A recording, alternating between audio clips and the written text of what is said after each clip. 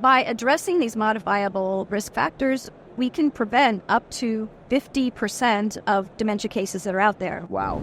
Welcome to Startup Health TV, where we celebrate the entrepreneurs and the innovators who are transforming health. I'm your host, Logan Plaster, here with my guest, Ariana Myers, co-founder of Mindr. It's been exciting to see your progress with Mindr. You're a part of the Alzheimer's Moonshot community and an interesting addition.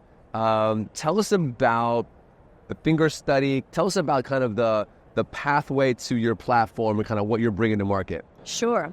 So at Mindr, we're tapping into the large and growing body of evidence out there that says that when it comes to cognitive health, the most powerful tools that we have are within our own hands. So there are modifiable risk factors that we can address in our own lifetime.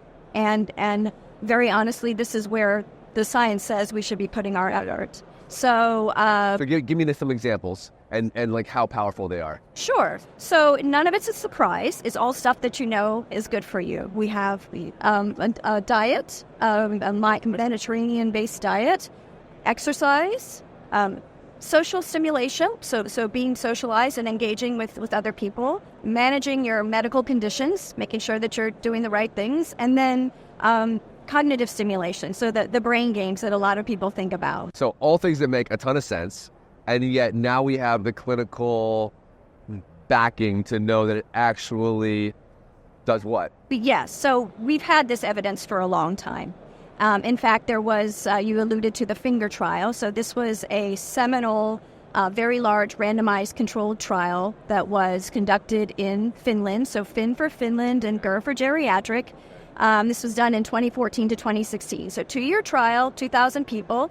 And the idea at that point was we'd already seen that exercise correlates with cognitive health, that diet correlates. And the idea was, what if we took all of the different areas and combine them into a multimodal, personalized... Do them all at once. Exactly. And how would that compare to a control arm who would just get normal medical advice?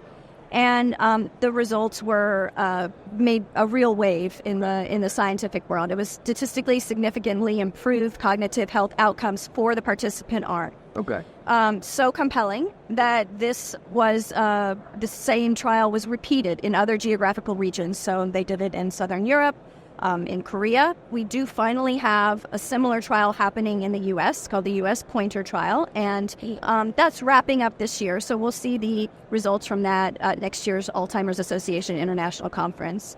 But this is what's out there, right? Yeah. We know that it works. Yeah, so we have known, okay, and how well does it work? Are we talking about slowing the chances that I would get Alzheimer's? Is it just improving my memory? Like, what does it actually do? So, according to the Lancet Commission, who update their report about every 4 years, by addressing these modifiable risk factors, we can prevent up to 50% of dementia cases that are out there. Wow. So, and whether it's prevention or whether it's delay, both of these are very compelling outcomes. Buying yourself years of life. You're buying yourself time. And there's an economic component, is obviously. So it's a very big. Okay. So, there's been these studies. We know this is out there, and yet the interventions themselves are so elegantly simple that it can be hard to implement. Hey, go have this diet. Go walk.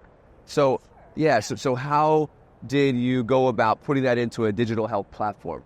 So it's actually not that simple, right, to incorporate all these different factors into your life. It takes a lot of management, a lot of planning. It takes a whole team of scientists conducting a randomized controlled trial to monitor and make sure that that the programs are being implemented correctly. But now we have technology that can help digitize a lot of these aspects that have traditionally been overseen on a kind of person-to-person basis. So that is what we're doing with our app. We've recreated the protocols that were in the finger trial, right. And we will continue, by the way, to implement new protocols as they come to light. Sure.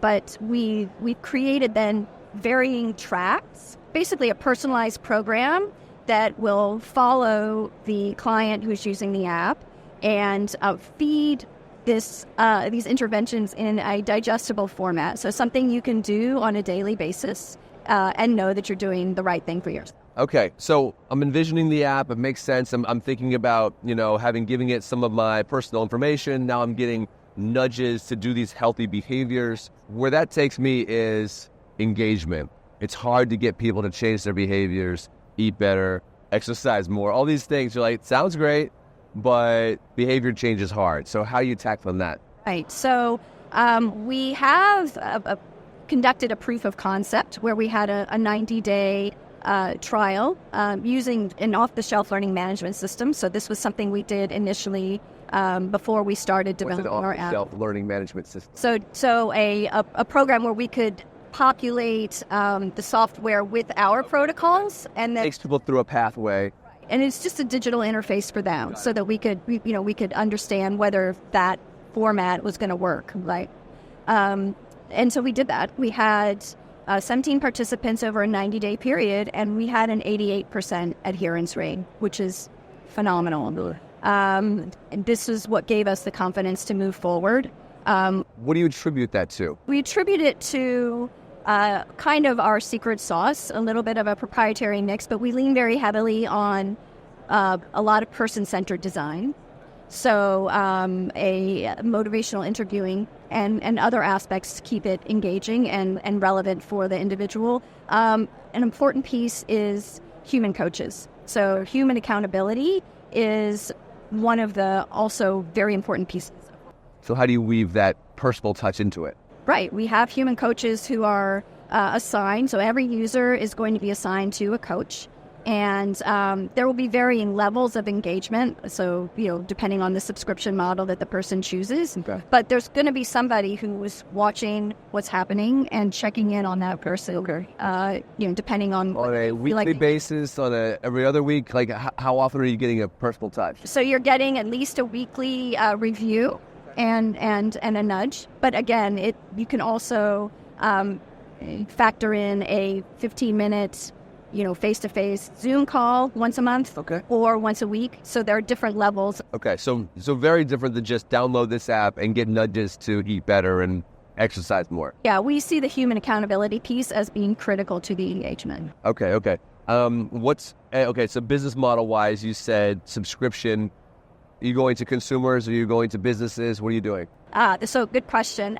We have demonstrated we have sold to consumers before. So we know that's a path forward for us.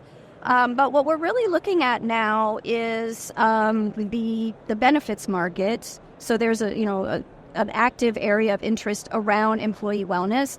There's an expectation of an employee assistance program if you're at a large employer. And we see apps for mental wellness, behavioral health. There's kind of a missing piece that's around cognitive health, and that's where we see ourselves fitting in. And yet, what you're talking about is really so much more than cognitive health. If you're talking about nutrition, yeah, you're talking about social interaction, you're talking about exercise, you really are linking up with metabolic apps, linking up with type 2 diabetes. Correct. How are you thinking through that connectivity?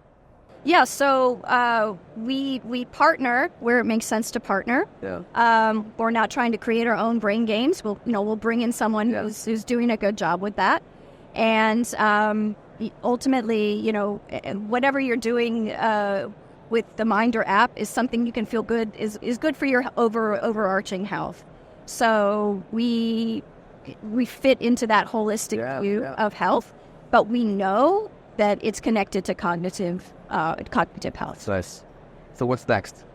So what's next? We are in alpha testing right now with our version 1 product. Yes, very excited. Out there being used. It's out there. It's being tested, and then we're expecting our beta launch by the end of the year.